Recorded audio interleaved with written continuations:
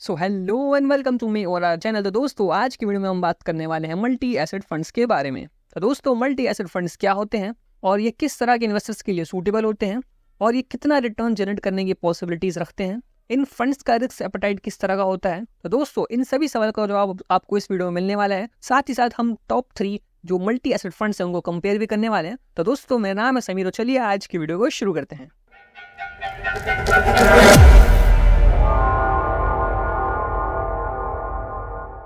तो दोस्तों सबसे पहले हम बात करते हैं आखिर मल्टी कैप फंड्स क्या होते हैं। तो दोस्तों मल्टी कैप म्यूचुअल फंड्स ये एक तरह के म्यूचुअल फंड्स होते हैं जो मल्टीपल कैप कैटेगरी के अंदर इन्वेस्टमेंट करते हैं। मल्टीपल कैप मतलब कि लार्ज कैप, मिड कैप और स्मॉल कैप, ये तीनों ही कैटेगरी के अंदर अपना मिनिमम 25% अपने पोर्टफोलियो का एलोकेट करते हैं। मतलब 25% इनको लार्ज कैप में करना पड़ता है, फिर 25% को मिड कैप में और 25% स्मॉल कैप में। जो बचा हुआ 25% होता है, इनके पास ये फ्लेक्सिबिलिटी होती है कि ये बाकी बचा हुआ 25 भी लार्ज, मिड या स्मॉल में ही इन्वेस्टमेंट कर सकते हैं, पर मिनिमम इनको 25% तीनों ही कैटेगरी के अंदर इन्वेस्टमेंट करना पड़ता है।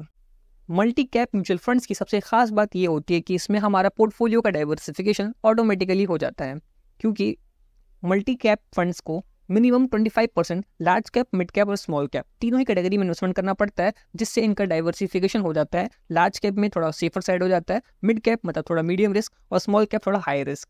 तो यहाँ पे हाई रिस्क और लो रिस्क का कंपैरिजन बना करके एक पोर्टफोलियो डिजाइन किया जाता है मल्टी एसेट फंड्स द्वारा। हालांकि आपका इन्वेस्टमेंट अभी भी इक्विटी मार्केट में ही हो रहा है, इसलिए फंड्स का जो रिस्क एपेटाइट है वो काफी ज्यादा हाई होता है। मतलब अगर हम बात करें तो ये उन तरह के इन्वेस्टर्स के लिए सूटेबल है जो हाई रिस्क एपेटाइट रखते हैं और जिनका इन्वेस्टमेंट करने का होराइजन कम से कम 5 ईयर का होता है। अगर आपका रिस्क एपेटाइट हाई है और साथ ही साथ आप कम से कम 5 ईयर के लिए अगर इन्वेस्टमेंट करने के लिए तैयार है, तो ये फंड आपको लॉन्ग टर्म में बहुत ही बेहतर रिटर्न जनरेट करके दे सकते हैं। तो दोस्तों अब तक हमने समझा कि मल्टी एसेट फंड्स क्या होते हैं और ये किस तरह के इन्वेस्टर्स के लिए सूटेबल होता है और इसका रिस्क एपेटाइट किस तरह का होता है। अब चलिए दोस्तों जरा हम अपने म्यूचुअल फंड इंडस्ट्री में अवेलेबल टॉप 3 हमारे मल्टी एसेट फंड्स को कंपेयर करने वाले हैं। तो दोस्तों हम यहाँ पर टॉप 3 जो हमारे मल्टी एसेट फंड्स हैं इनके बीच कंपैरिजन करने वाले हैं, जिसमें सबसे पहला है हमारा निपॉन इंडिया का मल्टी कैप म्यूचुअल फंड, दूसरा है हमारा आईसीआईसीआई प्रूडेंशियल का मल्टी कैप फंड और तीसरा हमारा क्वांट एक्टिव का मल्टी कैप फंड। ये तीनों ही हमारे किस कैटेगरी के अंदर आते हैं, यहाँ पे लिखा हुआ है कि ये तीनों ही हमारे मल्टी कैप और मल्टी कैप कैटेगरी के अंदर आते हैं। मल्टी कैटेगरी का मतलब ये है कि इन तीनों ही फंड्स को अपना पोर्टफोलियो का minimum 25% large, mid and small cap तीनों ही तरह की कैटेगरी के अंदर इन्वेस्टमेंट करना पड़ता है। तो दोस्तों ये करना पड़ता है, मैं इसलिए कह रहा हूँ क्योंकि यहाँ पे सेबी की मैंडेटरी होती है। सेबी ने इन्हें गाइडलाइंस इशू कर रखा है, अगर आपको मल्टी कैप फंड बनाना है तो आपको मिनिमम 25% तीनों ही कैटेगरी के अंदर इन्वेस्टमेंट करना ही पड़ता है, और बाकी जो बचा हुआ 25% ये इनके पास फ्लेक्सिबिलिटी होती है कि ये दोबारा से ही अपना लार्ज, मिड या स्मॉल में ही एलोकेट कर दें। बात करेंगे फंड एज की, ये फंड कितने टाइम से रन हो रहे हैं, तो यहाँ पे तीनों ही फंड हमारे पिछले 11 सालों से रन हो रहे हैं। मतलब इनका काफ़ी अच्छा खासा ट्रैक रिकॉर्ड हमें मिलेगा चेक करने के लिए। चलिए सर आगे बढ़ते हैं, बात करते हैं फंड साइज की। इन फंड्स ने अब तक कितना फंड अब तक इन्वेस्टर से कलेक्ट करा है, तो लगभग 32,000 करोड़ टच होने वाला है हमारा निपॉन का।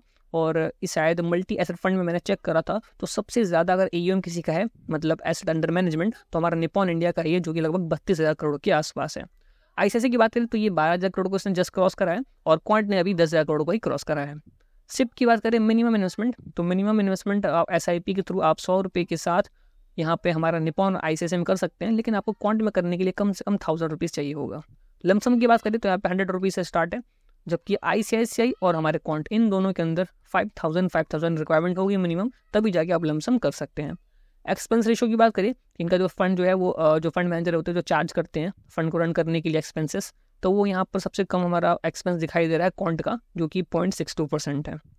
एग्जिट लोड की बात करें, अगर आप इस फंड से एग्जिट लेते हैं तो आपको कितना % चार्ज पे करना पड़ेगा, तो यहाँ पे तीनों ही फंड के अंदर 1% है। और यहाँ पे आप थोड़ा पढ़ सकते हैं नीचे कि अगर आप 1 साल से पहले निकलते हैं तो निपॉन में आपको 1% का एग्जिट लोड लगेगा, और अगर आप आईसीआईसीआई में निकलते हैं 1 साल से पहले तो यहाँ पर भी 1% का चार्ज है। और क्वांट की बात करें तो यहाँ पर अगर आप 15 दिन से पहले निकलते हैं तो 1% का चार्ज है, और आप 15 दिन रुक जाते हैं तो यहाँ पर कोई भी चार्ज नहीं है। तो यहाँ पे थोड़ा सा क्वांट जो है वो ज़्यादा फ्लेक्सिबल दिखाई दे रहा है हमें, जबकि यहाँ पर हमें 1 साल का वेट करना पड़ रहा है।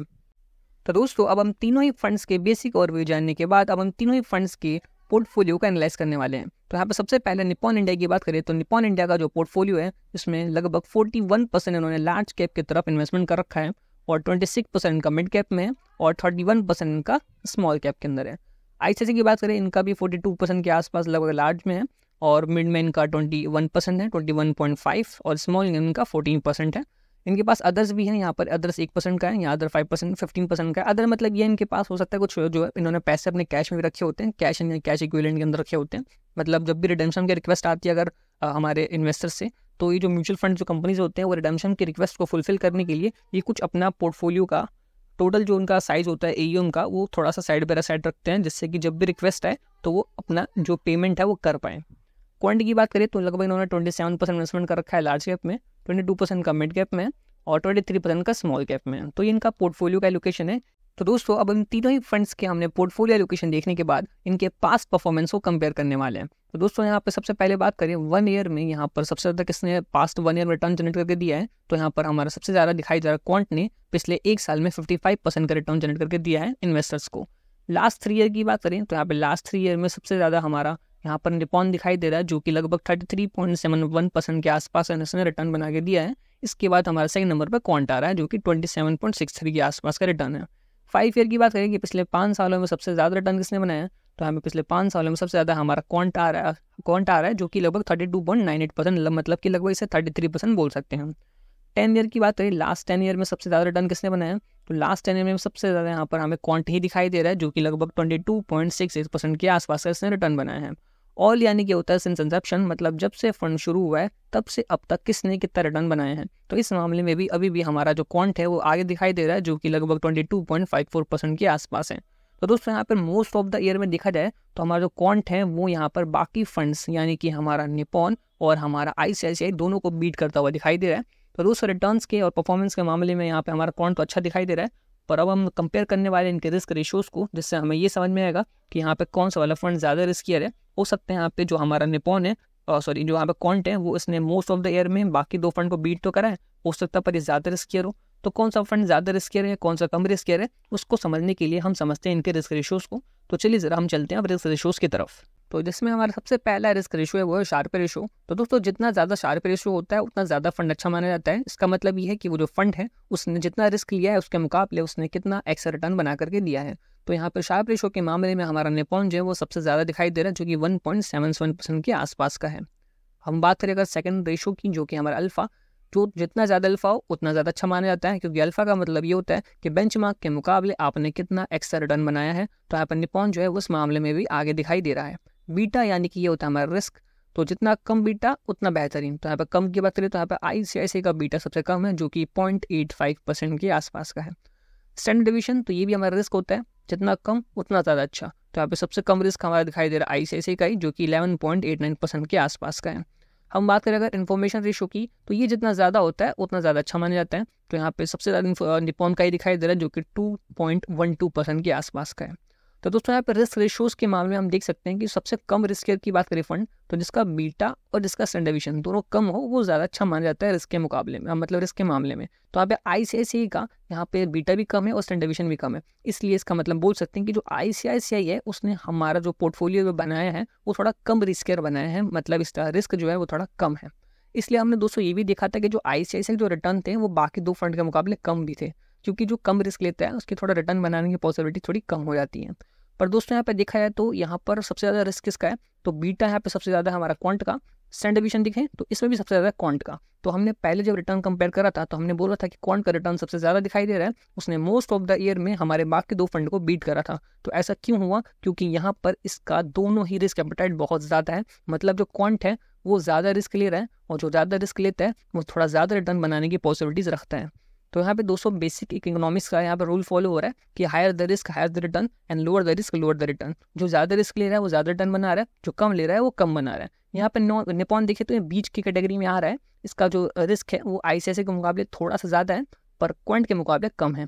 इसलिए निपॉन ने कुछ ईयर्स के अंदर ICICI को आराम से बीट कर दिया था, पर क्वांट से थोड़ा पीछे रह गया था, क्योंकि क्वांट ने ज़्यादा रिस्क ले रखा है, इसलिए उसने ज़्यादा रिटर्न बनाया है। अब चलिए दोस्तों जरा हम तीनों फंड्स के फंड मैनेजर की बात करते हैं कि आखिर कौन सा फंड मैनेजर कौन सा फंड रन कर रहा है और कब से कर रहा है। इसके बाद हम इस वीडियो को कंक्लूड करेंगे कि आपका डिसीजन क्या हो सकता है। तो सबसे पहले बात करें हम यहाँ पर हमारे निपॉन की, तो यहाँ पर निपॉन में 2013 से ही यहाँ पर हमारे शैलेश राज भान जी कनेक्टेड है इस म्यूचुअल फंड से, और 2013 से कनेक्टेड है, मतलब कि ये फंड जब शुरू हुआ था तब से ही कनेक्टेड है, स्टार्टिंग से ही। और हमने देखा निपॉन की जो परफॉर्मेंस है वो इसके रिस्क के मुकाबले काफ़ी अच्छी है।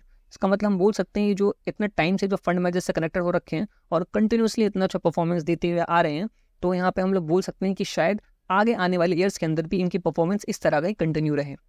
बात करें हम लोग अगर ICICI की, तो यहाँ पे ICICI में सबसे पुराने फंड मैनेजर की बात करें तो यहाँ पे जो तीनों ही जो फंड मैनेजर है वो लेटेस्ट ही 2022 में भी मतलब कनेक्ट हुए हैं। मतलब कि इन तीनों की ये तीनों अभी न्यू ही ज्वाइन करे हैं इन्होंने ICICI को। तो यहाँ पे बहुत पुराने फंड मैनेजर तो नहीं दिखाई दे रहे। पुराने फंड मैनेजर होने का ये फायदा होता है कि यहाँ पे 2013 से कनेक्टेड है, इस फंड को रन कर रहे हैं। इसका मतलब ये इन्होंने बहुत सारे पास में जो मार्केट के साइकिल से उसको देखा है। साइकिल आया, जैसे हमारा कोविड का क्रैश आया, उसके बाद मार्केट ने दोबारा बाउंस बैक मारा। इन्होंने सभी जो मार्केट के साइकिल से उसको देखा है और उसमें परफॉर्म मतलब उस फंड को अच्छे से परफॉर्म करा है। तो बोल सकते हैं कि ऐसे फंड मैनेजर हमें चाहिए जो थोड़े लंबे टाइम पीरियड से कनेक्टेड हो और उनका परफॉर्मेंस अच्छा हो। यहाँ जो बाकी फंड मैनेजर हैं इनके पास परफॉर्मेंस भी अच्छे हैं, पर यहाँ पर ये निपॉन से अभी फिलहाल में ही कनेक्ट हुए हैं।